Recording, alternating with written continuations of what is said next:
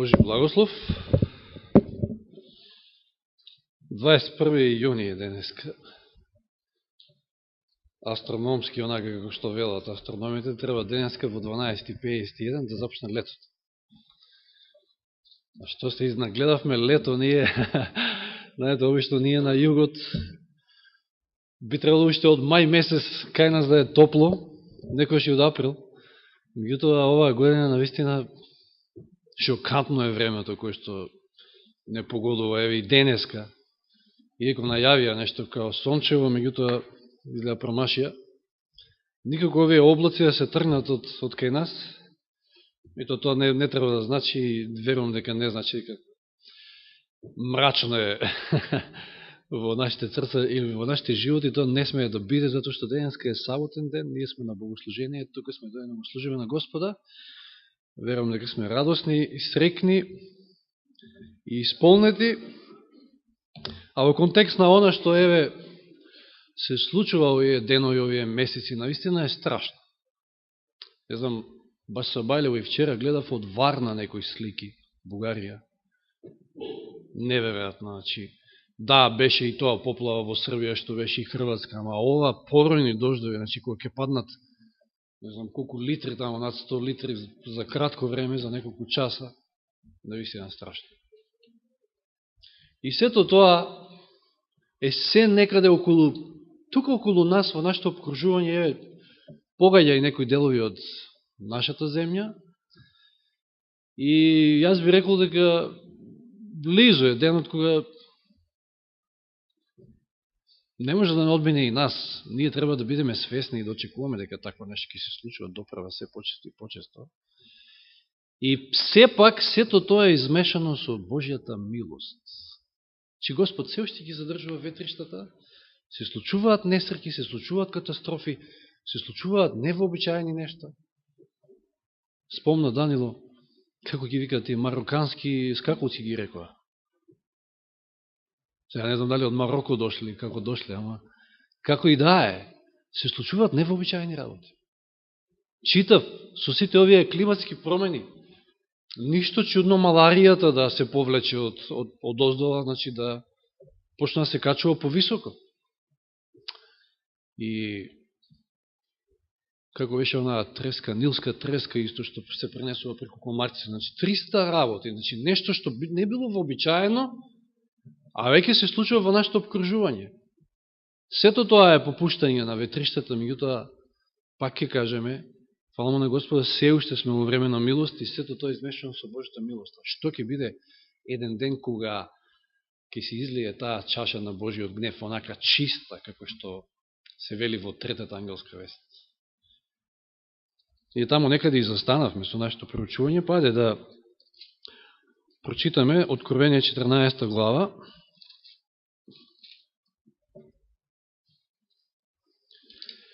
Третата ангелска вест, драги браќи и сестри, го содржи најстрашното предупредување, кој што треба да му биде објавено на цел овој свет. Затоа е една од оние брошури кои што пред неколку години се делеа низ цела Македонија, затоа што тоа беше и целта, да секој добие по едно парче. Едно од нив, насловот беше Последната опомена до светот. Ако се сеќавате на оние брошури. Читаме од 9 стих: и друг трет ангел дојде по него, значи ова е третата ангелска вест, велејќи со силен глас, ако некој му се поклони на зверот и на неговиот лик и прими ознака на своето чело или на својата рака, и самиот, значи тој, некој кој што ќе се поклони на зверот, на ликот, и ќе прими жик на зверот, ќе пие од виното на Божиот гнев, што е налеано чисто во чашата на неговиот гнев, и ќе биде мачен со оган и суфур пред светите ангели пред јагнето. Страшна е оваа вест. Страшно е ова предупредување. Веста вели дека сите оние кои што ќе му служат, ќе завршат и ќе му служат над зверот, ќе му се клањаат над зверот, ќе добијат жик над зверот, или ќе се клањаат на иконата над зверот, ќе мораат сами да пијат од чашата на овој Божи гнев. И затоа е битно, и затоа и видовме, и мислам, ние како добри студенти на Библијата одамна си знаеме и кој е зверот, и која е иконата на зверот, и кој е живот на зверот, ама некако во последно време да сме се потивки да подзабораваме за овие нешта, че изборам на глобално ниво, и се случуваат такви настани да човек ќе се запрепасти во самата црква. Како да сме обезличени. Имам такво чувство. Не само што не ја изнесуваме оваа опомена, ова предупредување страшно до целиот овој свет, туку како да сме обезличени. Одеднаш станавме здруженија, одеднаш се бавиме со некои активности кои што не наликуваат воопшто на црковни, место да испраќаме опомена, ваква сериозна. Или дури, знаете, се случува да, ако се дрзнете, ќе кажам под наводници, да испратите опомена, оваа опомена до светот, вас ке ве опоменат од страна на црквата. И ви ќе добиете опомена. Страшно. Жалост, во секој случај.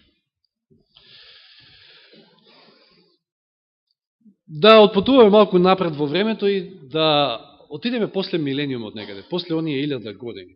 Сеќавате, се симнува градот, златниот град Иерусалим, пристигаат спасените на земјата и пречекани се од сите оние други што не се спасени и кои што ги чека и последната таа епизода или излив на тој Божи гнев кој конечно ќе бидат уништени. Сега имате една група на грешници долу на земјата кои што се зли и оние спасените во градот. Какви се тие? Зарем не се и тие грешници, ама помилувани. И која е разликата меѓу овие две групи? Читаме во Откровение 22 глава, значи идеме малку напред. 22 глава Откровение. И читаме 14 и 15 стих. И шубаво е преведен овој 14 од во Константинов, фала нека име. Блажени се оние кои што ги држат Божите заповеди, а не кои што ги перат в своите облики, за да имаат право. Значи, блажени се оние кои што ги држат Божите заповеди, во еден контекст и на поуката денешна, за да имаат право на дрвото на животот и за да можат да влезат во градот низ портите. А надвор се кучињата, вржалците, ова кучињата не е буквално кучињата, и вржалците, и блудниците, и убијците, и идолопоклониците, и секој кој ја сака лагата и лаже.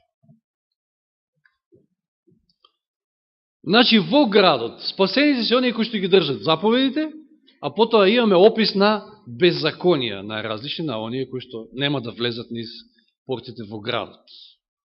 Можеме да заклучиме дека све е околу држењето на законот. Меѓутоа, ние знаеме дека со држењето на законот никој не се спасува. Значи, тука има нешто повеќе, меѓутоа, одиме понатаму. Ќе видиме, ќе одговориме на крајот што е всушност разликата меѓу овие две групи. Затоа што оние кои што се надвор од градот, врзнивки се изле оној сулфур и оној оган, значи последниот израз на тој Божи гнев, и ќе ги спали, и ќе ги снема за секојаш. Откровение 15.1. Откровение 15.1. И видов друг голем и чуден се знак на небото, 7 ангели кои ги држеа 7 последни зла, зашто со нив завршува Божиот гнев. Не завршува баш со нив, меѓутоа има една, значи таа последна епизода што кажавме, после милениумот. И тоа е оној гнев, кој што го прочитавме, она вино чисто, без никаква милост, примиси на милост. Значи, 7 зла спаѓаат во тој неразводен, да кажеме, Божи гнев. 16 е едно откровение. Значи, повторно, првиот стих од следната глава. И чув силен глас од храмот, како им зборува на 7 ангели. Одете и излете ги 7 чаши на Божиот гнев на земјата. Ова го видовме и од самата трета ангелска вест. Гневот се содржи во чаша, во чаши, како што вели овде преводот. Видовме од трета ангелска вест дека и вино, стано збор за вино, вино, гнев, чаши, налеано во чаши, кои што ќе треба да го испијат на крајот злите, значи оние непокајаните.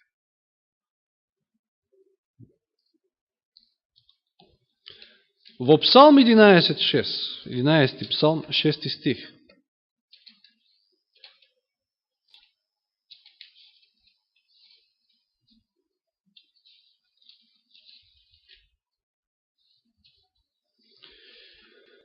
Во стих вели, ке излее жар и суфр врз грешниците, огнен ветер ке им биде дел од нивната чаша. Еве, гледаме дека делот од чашата, тој гнев и оган и суфр. Оној последен дел, како што спомнавме, после милениумот, кога ќе бидат за секојаш уништени злите. Ево што еден стих во Второ Законие или 5 Мојсиева 32:22. Гледаме врската на гневот, на чашите, на виното, на Божиот гнев, значи. Второзаконие 32:22.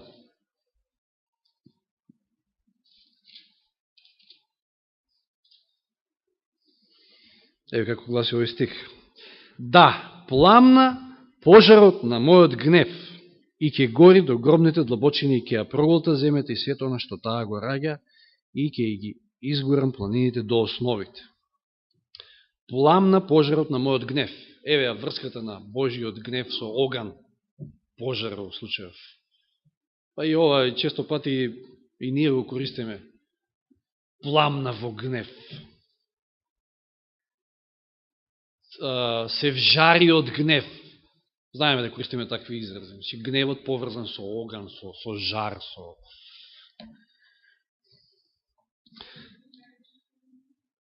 Последниот што читав е Второ Законие, 5 Мојсиева 32:22. И се уште во Откровение 20 глава 14 и 15 стих, каде што всушност ни се кажува дека и онаа втора смрт, што е неминовна последица после паѓањето на суфрот и оганот, е дел, краен исход од тој Божи гнев. Значи 20 глава Откровение 14 и 15 стих.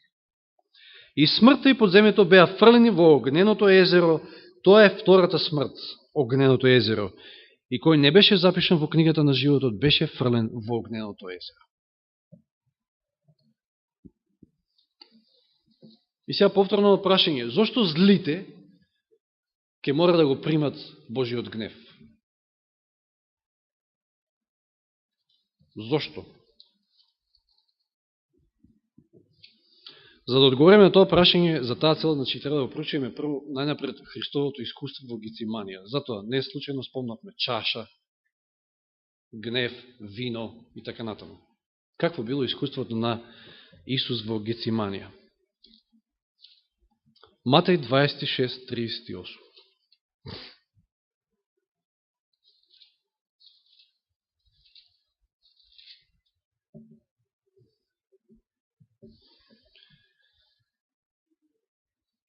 Тогаш им рече, им вели Исус на своите ученици, мојата душа е длабоко натажена до смрт. Останете тука и бдејте со мене. Знаеме ни што поменал Исус, низ какви душевни маки и агонија минува Исус во Гециманија. Че одговараме на прашањето зошто злите на крајот ќе го примат Божиот гнев. И сега го гледаме искуството на Исуса во Гециманија. Има еден текст од Копнежот, кој што гласи вака. Во текот на целиот свој живот на земјата, одел во светлината на Божито присуство. Се мисли на Исус. Кога дошол и се судрил со луѓето опфатени со вистински сатански дух, можел да каже, оне што ме прати е со мене. Тој не ме остави сам, зашто јас секојаш ќе исполнувам неговата волја. Јован 8:29. Но се чинело дека него поддржува повеќе божествената светлина. Сега и тој се нашол меѓу престапниците. Морал да ја понесе вината на паднатото човештво. Врз него кој не знаел за грев, морал да се стави беззаконието на сите нас. Гревот му изгледал многу страшен, а тежината на вината што морал да ја понесе премногу голема, и затоа бил во искушение да помисли дека тоа за секојаш ќе го одвои од љубовта на Отецот. знаејќи колку е страшен Божиот гнев, кон престапот извикнал, душата ми е смртно нажалена. Зошто Исус се наоѓал во вакви душевни маки? Зошто изговара, душата ми е смртно нажалена? Што вели Елен Вајт овде? Го почувствувал Божиот гнев, знаејќи колку е страшен Божиот гнев, кон престапот извикал, душата ми е смртно нажалена. И сега еде да читаме и да се подсетиме. Ова е исто тема, така се погоди, кој што можеше да биде и следната сабота држана, меѓутоа, така се погоди, така ни е наред. Во 26 глава, значи Матеј, читаме 39 стих. Се моли Исус, отиде понатаму и падна на своето лице и се помоли, велики, татко мој, ако е можно, нека ме одмине оваа чаша. За каква чаша станува? Чашата на Божиот гнев.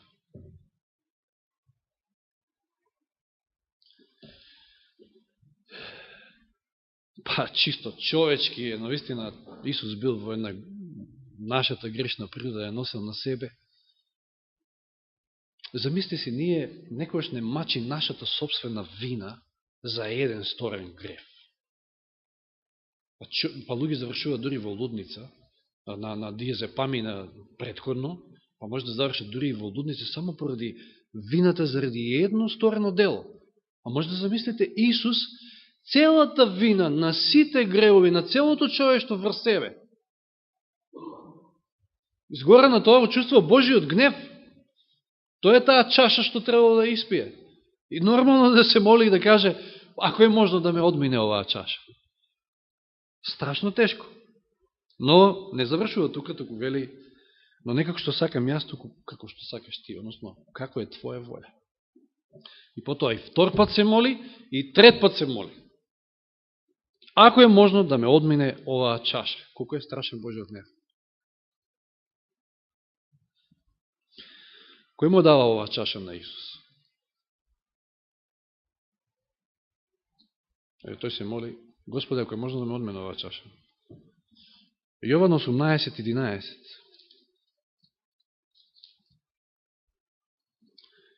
Тогаш Исус му рече на Петра, ова е при самото апсење, значи после овие сцени што ги читаме, малку подосно во ноќта, стави го мечот во ножницата. Зар да не ја пијам чашата што ми ја даде мојот татко? Чашата на Божиот гнев, што Отецот му ја дава на Исуса, да ја испие. И знаеме низ каква агонија ќе помине, капки на пот и крв. Неверојатно.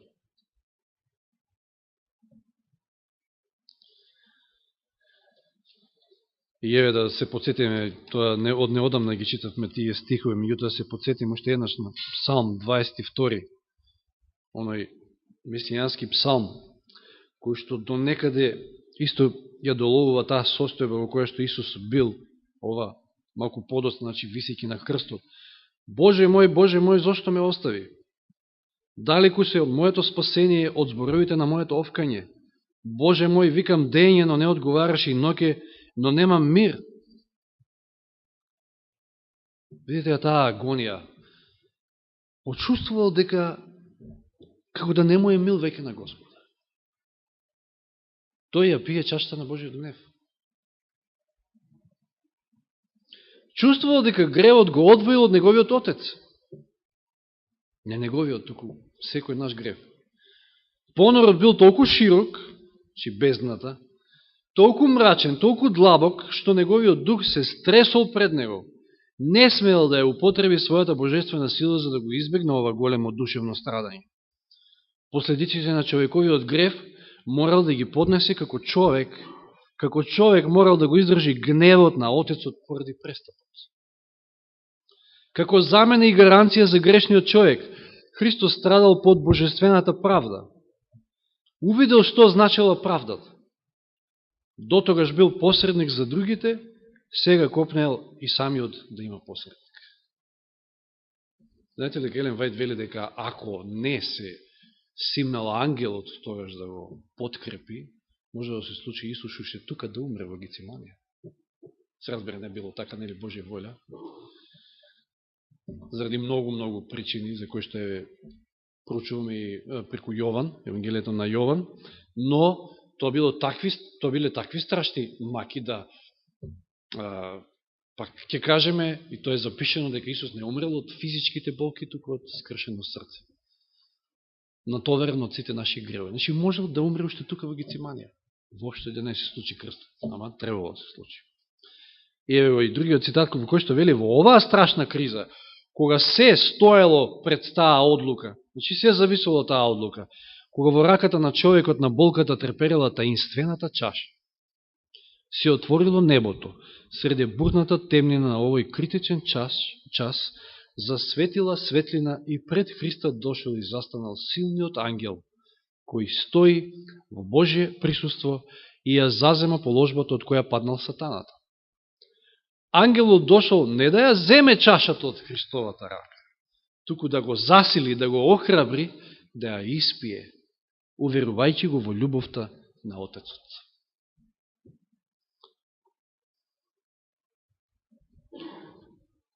Значи, Исус ја испил чашата на Божиот гнев и сега прашањето повторно. Па зошто тогаш злите на крајот ќе ја пијат таа чаша? Христос ја испил. Но пак има некои додирни точки секако и со пуката. Сите ние имаме слободна волја. Дали ќе го прифатиме Христа и она што тој го направил за нас или не? Ако не, тоаш ние ќе мора да испиеме таа чаша самите. Еве, уште еден стих, само во Евреите 5.7, кај што Павле ја опишува всушност таа Христова агонија во Гециманија. Евреите 5.7. Тој во деновите на своето тело му принесе молитви и молби со силно викање и солзи. Со силно викање и солзи. Вапење, како што знаеме да кажем. На оној кој можеше да го спаси од смрт и беше чуен заради богобојазливост. Тоа е еден убав стих кој што треба да си го читаме кога сме во некоја тешка состојба. Кога може би плачеме, кога силно викаме, кога се чини дека Господ не оставил, го нема. Но Господ е тука, иако сме богобојазливи, ќе не чуе, ќе не услиши. Значи Исус ја пие чашата на Божиот гнев затоа што пострадал со праведната казна, што сите ние сме ја заслужиле. За да ние не ја пиеме. Имаме еден куп стихови овде, на кои што можеле да се навратиме, не мора сите да ги читаме, еве 3.13, мислам дека тоа беше спомнато и во пулката, тој дел, тој текст, па и во една од претходните поруки, ако не се лажам. Односно, поточно од 15 стих беше во пулката, меѓутоа 13 стих вели Христос не откупи од проклетството на законот, откако стана проклетство за нас, зашто е пишено проклет да е секој кој виси на дрво. Исус стана проклетство за нас, Исус стана грев за нас, Исус ја испи чашата на Божиот гнев, за да ние не мора да пиеме. И сега одговараме на тоа прашање, зошто се тие две групи, во што е разликата меѓу оние кои што се во спасени во градот и оние надвор кои што ќе морат да го примат Божиот гнев врз себе. Затоа што изгубените и злите не го прифатиле. Христа не ја прифатиле неговата жртва. И затоа ќе морат тие самите да испијат таа чаша на гневот Божи. Наспроти тоа, значи, тие одлучили да му служат на зверот. Тие одлучили да му служат на човек. На човекот на беззаконието, на оној кој што се дрзнал да менува закони Божи. И денеска ги собира сите, и сите трчаат кон него, меѓуто тоа е проречено, така треба да биде. Па и ние трчаме кон него. Кога велам ние, велам општо, зборувам за црквата. Денеска никој не одговара, и не знам зашто, зашто во пулката, кога треба да стои папство, тие запишале врвот на отпаднатата црква. Зошто? Зошто папски Рим и како папски Рим може да биде христијански Рим? Христијански Рим тоа е, нема израз на македонски, меѓутоа тоа е оксиморон. На англиски еден израз има кој што нема смисла, не оди тоа со тоа. Христијански Рим, не оди. Зошто се печати големата надеж? Фала му на Господа, ние наскоро ќе отпечатиме големата борба. И да, се печати се уште во Македонија, фала му на Господа, меѓутоа се почесто и почесто и тоа на ниво на генерална конференција се користи едно мало книжуле, да го видите само колкацко е. Значи потенко е од утре почнува денес. Што е изводок од големата борба и каде што немате ниедна глава каде што се спомнува папството, ништо нема од тоа и се вика големата надеж. И тоа се шири во огромен број.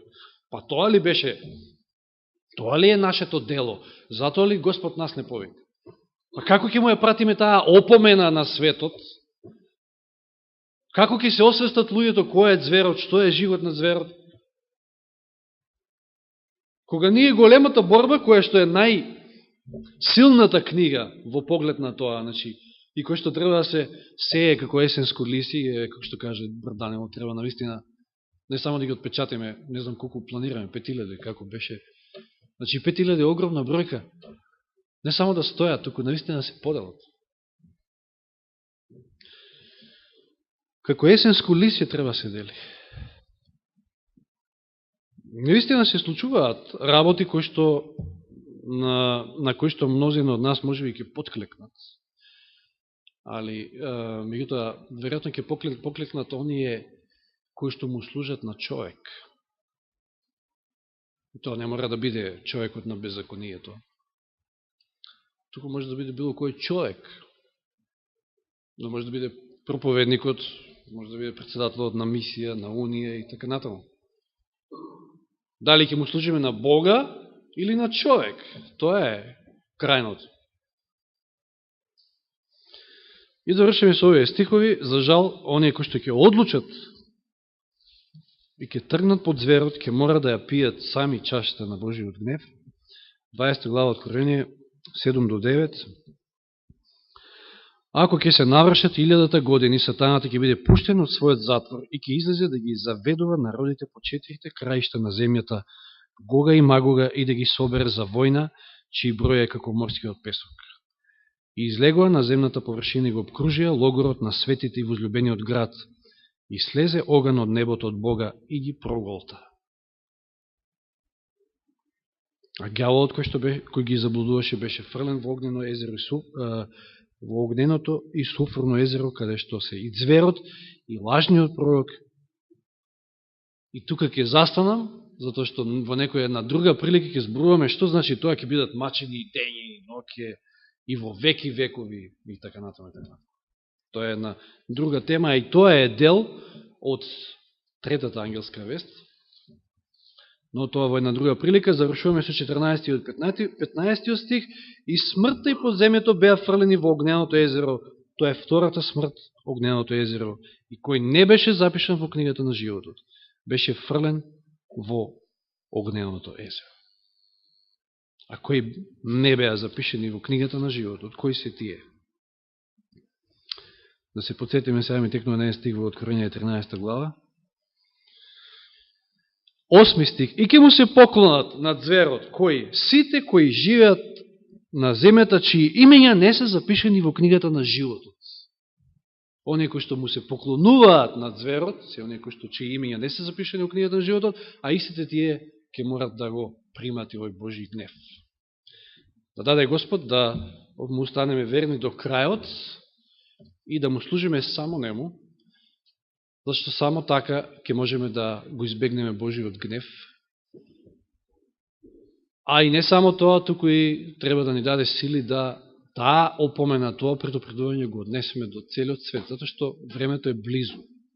Навистина, времето е близу, по сите знаци тоа се гледа, тоа е непобитно. Нека Господ не води и понатаму и во остатокот на овој свет саботен ден. Амин.